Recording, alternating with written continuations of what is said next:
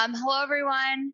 As Tim mentioned, I'm Kelly Garland Schwarte, and I have an obscure specialty group name at an agency. So I lead the Invention Plus team here at Mindshare, and more or less, we are a little group. I like to say we're a SEAL Team 6, and we like to focus on how we can elevate the role of creativity within paid media. So today, I'm actually really excited to show y'all some content that we debuted this year at CES. It's part of our annual thought leadership, which we like to call Media Utopia.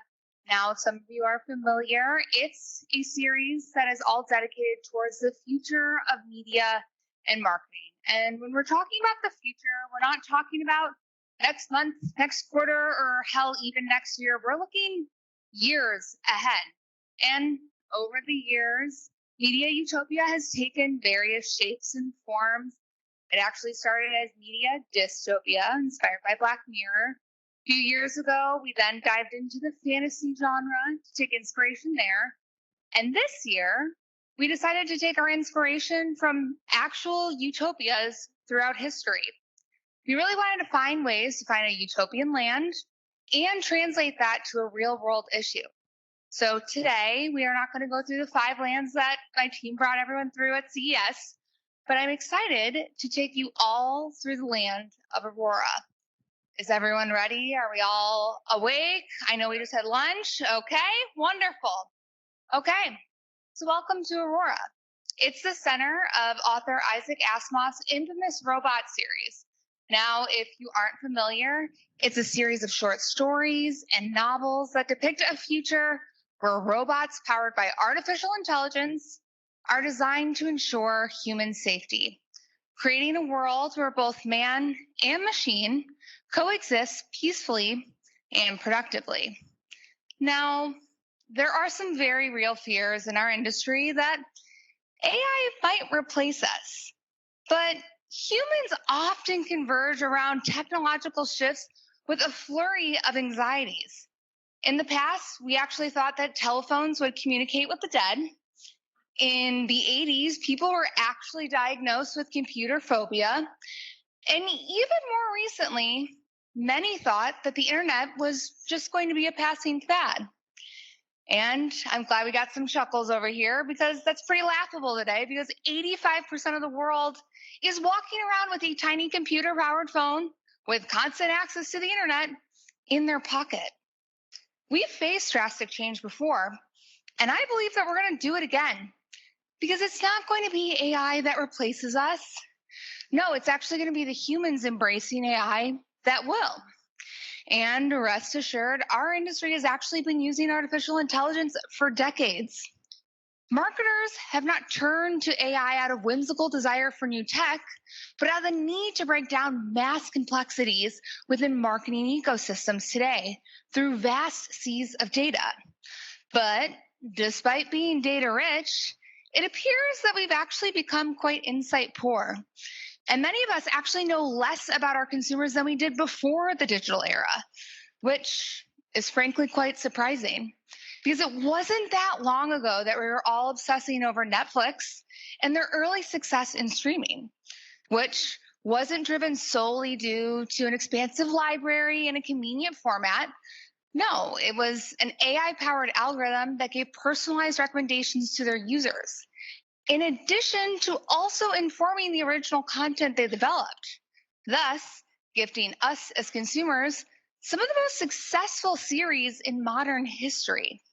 And that's all due to the fact that the technology you use impresses no one, but the experiences that you create with it is everything. Case in point, despite all of our data privacy concerns, we still manage to geek out over our Spotify Wrapped because it's delivered to us through an amazing experience.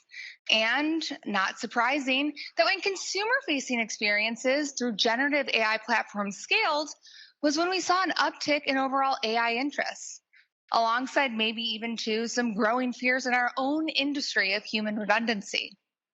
But I have to ask you all, why are we so afraid of a technology that is going to make our jobs easier and save us time? Run with me on this here.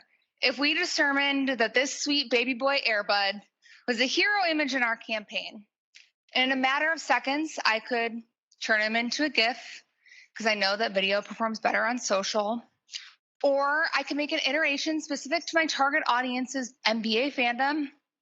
Why wouldn't I? We know that consumers want more personalized messaging. And by the end of the year, 80% of digital inventory will be addressable. We've been using AI to identify these fandoms and targeting for quite some time. But now we can actually iterate off of our core assets with high quality iterations in real time. So perhaps DCO will finally become less daunting for many of us in this room, and we'll finally actually be able to deliver personalization at scale. Now, our jobs don't have to disappear just because we're outsourcing tasks such as these, but our roles do need to change. And believe it or not, we can actually define those roles by asking generative AI, because it will tell us the answers. And in this utopia, we stand that kind of self-awareness from a foe. Because no matter how many times or ways I ask dear sweet ChatGPT to outline its shortfalls compared to human marketers, the responses always included creativity and original thinking. Because AI can only replicate patterns based on the existing model. Much like a kaleidoscope, it will never be able to create an output that isn't informed by something that already exists. And frankly, if we rely solely on AI for our creative endeavors, it might leave a lot to be desired, like this beautiful masterpiece, the AI-generated beer commercial, which is an amalgamation of common tropes in beer advertising over time. As you can see, these visuals are frankly horrifying. The resolution is garbage, and no hate or shade to the machines because God knows they're listening. But maybe Einstein's quote that creativity is intelligence having fun was actually never intended for artificial intelligence, whereas imitation is the sincerest form of flattery might be more fitting. Because we know it's the power of human insight that unlocks bespoke design and unbounded creativity, and ultimately garners distinction from our brands. And that's simply because iconic brands are made by iconic humans. Humans also carry the upper hand when it comes to understanding culture because guess what? We're the curators of it. And today, culture has evolved to being everything, everywhere, all at once. While AI can process vast amounts of data, sometimes it misses the deeper cultural or societal context. And often, that confusion can end up leading harmful outputs to the end user. Recently, Washington Post found that Stable Diffusion outputs were actively amplifying outdated Western stereotypes, transferring sometimes quite bizarre cliches to basic objects, like depicting toys holding machine guns in response to the prompt, toys in Iraq, because the model that these images were created off of were informed by a bevy and volume of content on America's POV on the conflict overseas, which actually outweighed product pages of toys for Iraqi children, or only depicting thin, young, light-skinned people in response to the prompt, attractive people. We know that a lot of these models are scraping the open web for text and images, which frankly are filled with extreme bias. But that's nothing new. It's just something that's become more apparent as we're seeing generative tools really expand what their outputs are, and frankly, the glaring things that we see that are quite problematic. But despite these creative and cultural shortcomings, the use of this technology is skyrocketing. And many experts are actually referring to this rapid AI adoption as the Great Acceleration. Because while it took 25 years for the telephone to reach 10% adoption, in just 2 years, the use of generative AI platforms have picked up steam across the globe. And maybe no surprise at all, the super users are Gen Z and millennials. But what is surprising is the top reason that they're using this tech is to help make decisions at their jobs. That's right. These are decisions that they are actually paid to make. So what does that mean for the decisions that actually require them to pay, like, what promotion should I buy? Perhaps this means that generative AI tools could become the new gateway to consideration, akin to maybe how many of us see search today. And if it does, we're going to need to be prepared to address just how our brands show up in these spaces. I highly encourage everyone after this presentation, go into ChatGPT or the generative chat tool of your choice and just see what the internet has to say about your brand or your competitors, because the responses might actually surprise you. And as this utility expands, garnering more time spent with those key audiences, we're going to have to ask ourselves, are we blindly going to throw money behind it just for the sake of reach and scale? It's likely that we might or we will. That remains to be seen. But what if this time, instead of just blindly throwing that money in and only waiting till after catastrophe has struck before we make a move, that this time we actually prioritize human safety as the tech scales? So, a few things coming together today. First, with the ability for AI to finally enable us to deliver personalization at scale, along with the fact that iconic brands are made by iconic humans and the need for risk mitigation amidst the great acceleration, leads us to a future where AI is going to actually force the humanity back into marketing. And some of you might be scratching your heads wondering, okay, sure, Kelly, that's all good and well. How are we actually going to make the most of this new technology while also doing some good in this world? And I'm so glad you asked, because we do it through a term that we've coined as AI offsetting for the places where we can benefit from the use of automation, but requires an investment in human originality. Because just as women's roles in the workforce evolve from typewriter girls to decision makers with previous technological advances, why can't we too elevate our roles as human marketers? We absolutely can and should be taking advantage of the technology's ability to iterate with consistency and expedite our ways of working. But to truly take advantage of those gains, then we have to double down in our human ability to understand culture, deliver empathy, and even spark originality. Because we know that when we invest in the humans with cultural expertise, that's how we drive connections with those communities. That's why USA Today, shout out to them, I saw their sponsor, actually went out and hired a Swiftie to do their reporting, because who else knows about Taylor than a member of the community? We can also take our media investment to the media partners that are using AI for good and building more inclusive and representative experiences online. Our dear friends at Pinterest have a suite of inclusive AI tools that help us do just that, with features that help users filter their content that they're seeing by skin tone, hair type, and even most recently, body type. Or maybe we'll finally see that full realization of Web3 tech potential by finally leaning into its utility. Because while it appears that NFTs in the form of crypto punks have lost their luster, the tech behind them, paired with AI, has the ability to completely transform the media landscape.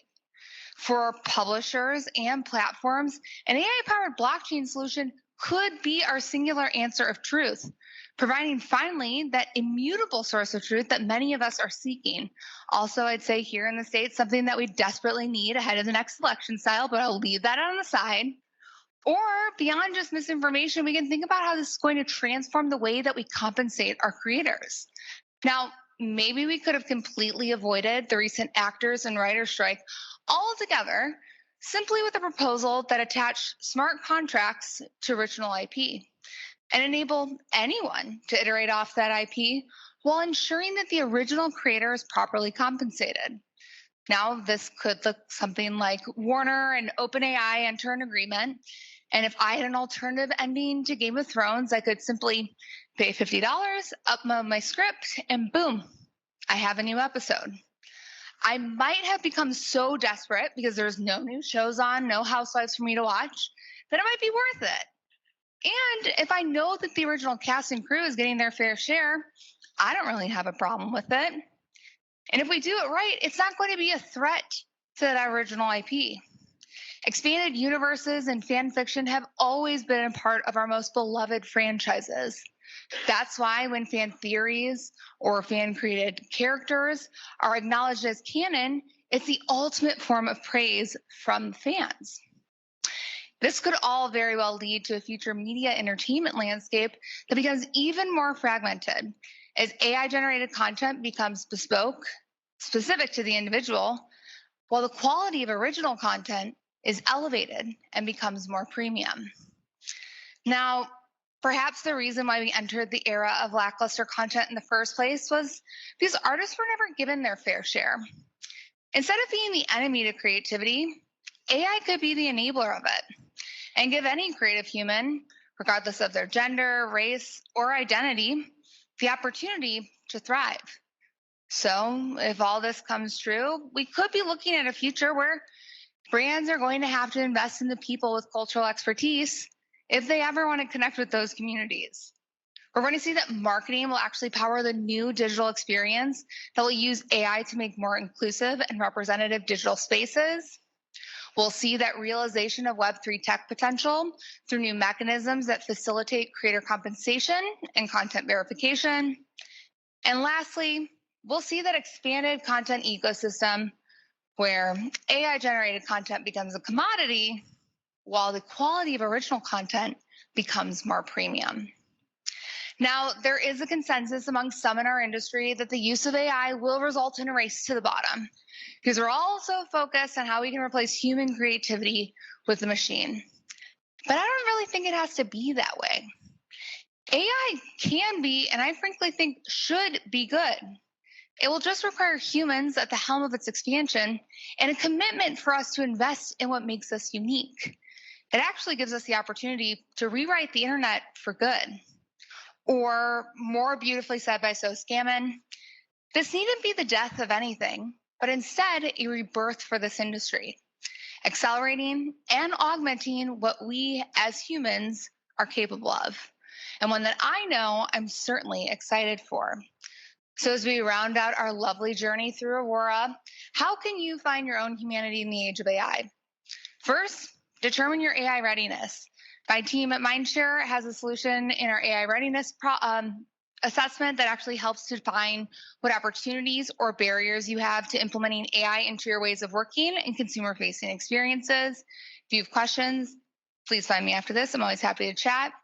Second, as automation reshapes our ways of working, you're going to need to reevaluate your roster and make sure that you're either upskilling existing or sourcing new talent with an expertise in culture, creativity, and inclusion. And lastly, for the love of God, y'all, if you're going to use generative AI, make sure that you're monitoring the inputs that are going into those models and make sure that you're actually doing something that is putting more good into the world. So that's it for my presentation time. Now I'm going to bring my dear pal Jeremy Zane up, and we're going to talk about some questions. I think Jeremy might grill me a little bit, but thank you guys for being a good audience.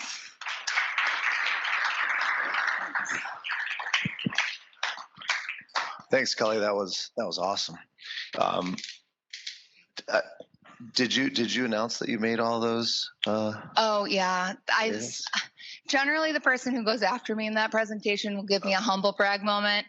I used like 6 different generative AI tools to make all the visuals in that presentation.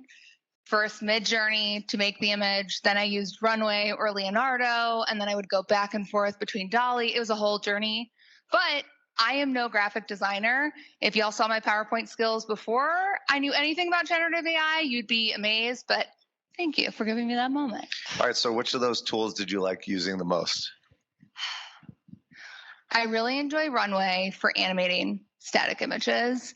I think Mid-Journey has the best quality images just in general, though, for just image. All right, great. Well, I'm Jeremy Fain, CEO, co-founder of Cognitiv. We're a deep learning advertising platform. We're the only deep learning advertising platform right now. We've been around for 9 years doing deep learning in the advertising space. So Kelly asked me to talk just for a few minutes about what AI is fundamentally, okay? Because all we talk about is Gen AI, ChatGPT, all these creative things. But the reality is deep learning began not as a generative AI thing. And deep learning as a foundational technology, I think, is important for everybody in our industry to understand, because all of these things are built off of that foundational idea. All right. So how many people know what deep learning is? Like for real, like scientifically. All right, I'm not gonna teach you that today. But what you need to know about deep learning is that it's the first computer technology to give computers human-like intuition. Okay. Now, what does that mean? Human-like intuition is really generalization. That is our superpower compared to what computers used to be. Computers used to be superheroes in memorization. We tell it something, it never forgets it until you get that blue screen. But 2 + 2 is 4. It'll do that forever and ever and ever, never get it wrong. It takes us forever to learn math, okay? It takes us forever to memorize things. So computers were very helpful in that way, but they could not do the things that we could do, like drive, understand each other's voices. Before Siri, it was very hard for a computer to understand you right off the bat. There was this one company that spent decades developing Dragon Naturally Speaking, and it didn't work very well after decades of work. And then Siri comes along, and like nobody's ever heard of that company anymore. That's because we figured out a way to teach computers how to generalize, right? Generalize voices, generalize images, generalize data, okay? And so even ChatGPT is a generalization of all the information that it is sucked in versus the question that you ask it, because it's generalizing 10 million different questions it's read before that are similar to that question and 10 million answers to that question, and then giving you a generalization of that. So everything that you see that is AI today is a generalization technology. So just think about that when you're thinking about all the things that we do on a daily basis, right? In media, it's not just about images, it's not just about creative. And so that's where I wanted us to start here, right? So you started off with a discussion about how we know even less about our audience today than we used to. Why do you think that is?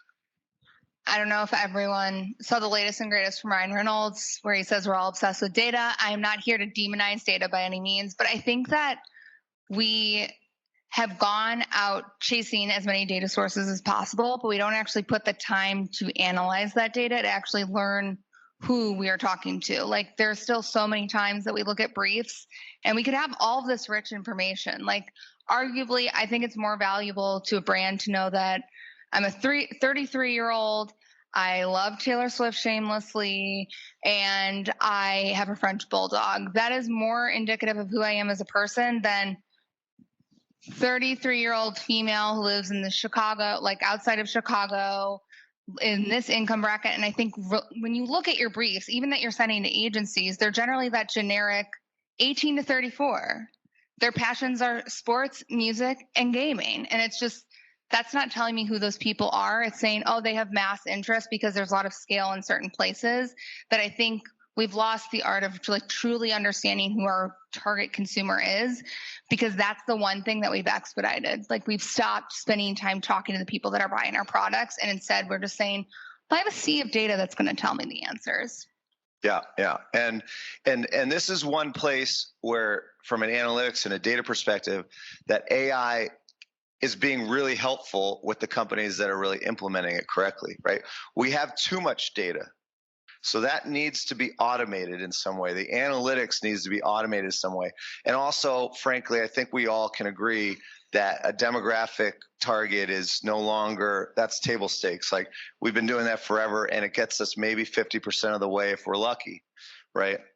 What AI can do, and this is something that Cognitiv has developed over the last 9 years too, is that we can take all the people that buy a product.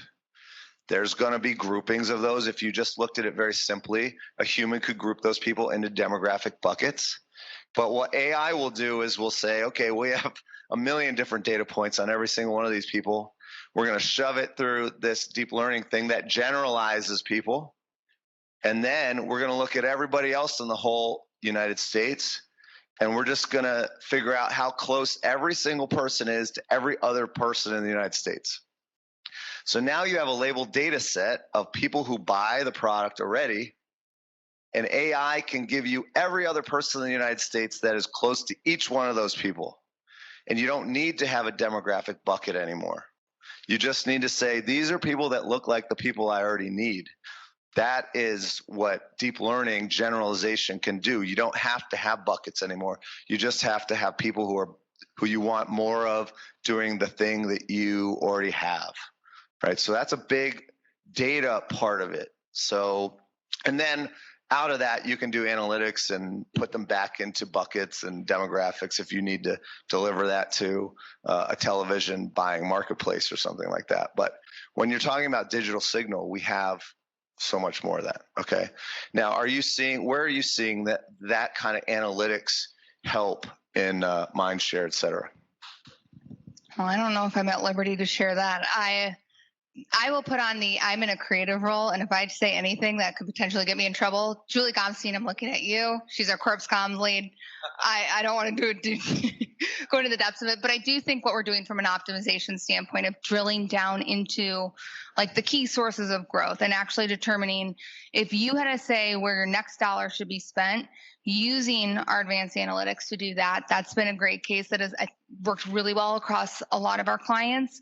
I also think too, it's been getting clients away from just demo buckets, but you have to prove that with the performance, right? You can't make that shift from a really sweet spot demo that's been working for you since the 80s when you were relying a lot of your media buying on upfront television to a digital era today where it needs to be more broad.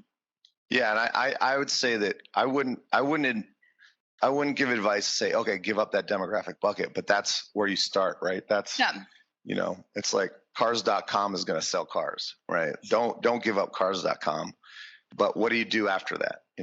All right. So we don't have a ton of time. This has been a fast thing, but the other subject I want to talk about was the coverage you had in your presentation about the more inclusive filters on Pinterest. How do you see that kind of thing, AI being used in that way? I think that there's actually been a lot of work. There's a partner we've worked with a lot at Mindshare, specifically with our impact index work called Social Context. And they're actually creating inclusive models as well as being able to create models that identify what the content on the page that your ads are running against, how that's reinforcing unconscious bias for marginalized communities. So one, I think it's forcing publishers to clean up some of the things that they have that have been on the internet for a long time. We talk about brand safety a lot, but we never really dig into the deeper meanings. You can go and pull apart keyword lists and some of the fallacies there. I think that is just one piece of just getting the internet to be more inclusive from how communications are shared. I also think, though, too, being able to give that autonomy to the user to have digital experiences that reflect their personal experience. So if I look or if I identify a certain way, that I can go to a site and I can have all of those experiences specific to my own identity. I think that's going to be something that is completely reshaped. I think when we think about personalization, that's going to be the biggest part. I think we talk a lot about representation from an inclusivity standpoint, but I think really providing people the spaces where they can be their authentic self and feel like they are not just represented, but are also given content that reflects them and their ideals, I think is going to be critical and a big shift that we'll see. Yeah, we've seen a lot of that from a request perspective, especially with the DEI leads at the agencies, on how do we get beyond the keyword and the block list, because the block lists are blocking everything, especially from a brand safety perspective, especially from a diversity and inclusivity perspective. But again, if you think about the fundamentals of what deep learning can do, well, let's talk about ChatGPT. ChatGPT understands humor, sarcasm. It understands the nuance and the sentiment of what it's reading and what it's saying back to you. That makes all the difference in context now, right? So if you're using a contextual product that still does keywords, that's almost, frankly, I think you found it's almost useless. You still have to have block lists on top of that. But when you have AI that now can read a page and understand whether it's a positive article or a negative article, now you don't have to block news anymore. because you can talk about all the positive news out there and not be on any of the negative news. So that is a huge opening up of scale on context because of the generalization capability and the understanding of language that deep learning brings. All right, I think we have time for one more question. All right, let's just talk about generative AI. Are you really seeing it used in creative yet? Because I go to all these conferences, it's like, oh, it's not legal and you can't use that stuff. And I think that's a big barrier right now. I think it's mostly used or most effective in my day-to-day work from the creative process of selling in an idea. I think there's a few brands, Heinz, we can think of very top of mind, and what Kit Kat did, very much timely though, because people were talking about generative AI and they were talking about ChatGPT, that they were prompting people to do something tied to their product in those spaces. I think that's great. That's amazing. That feels very metaverse of 2000 where everyone was constructing virtual McMansions. But I think from the creative process for agencies, it's just making the way that we sell in ideas without having such a burden on production before you're even putting assets to market. That's where I think the real potential is, because it really helps people see the idea. It puts more context, more color to it. But the AI generated beer commercial is everything you need to see that a consumer facing creative execution. I don't think it's there yet. I think there's too many legalities on where that material is sourced to see it really come to fruition. But again, if that gets tied to a smart contract, those artists who it's iterating off of get paid. It could be the future. All right. So as a futurist, how long into the future will it be before we have generative AI ads on television or on the internet? I mean, in some regard, I think we already do. Go to a chatbot. Like those are ad experiences through the lens of paid, that may be a couple years, but I think there's plenty of own channels, own touch points that we're using generative AI. If anyone goes on a Priceline, you can like ask Penny and say like, I'm German and Swedish. Where's a place in the Chicago suburbs? And it will give me a response, which is no other travel site is doing that for me. So I think there are experiences. I think it will remain to be seen, I guess, how we're defining marketing too. Good point. I mean, the traditional marketing is, they say, dying. Gary Vaynerchuk was on stage at Possible and said, it's all social now. Why do people make television commercials unless it's at the Super Bowl? What do you think? Do people watch television commercials if they're not at the Super Bowl? I think Andy Cohen has proved that television is alive and well, and I say that extremely biased as a staunch Bravo enthusiast. I don't think TV's dead. I think what we're seeing in women's sports there, I know there's a panel this morning, is showing that, yes, live sports is a big draw. It always has been, always will be. But I think when the content on live television is great and premium, people tune in. So great. Well, I think that's all the time we have. Thank you. How about a round of applause? That was an awesome panel.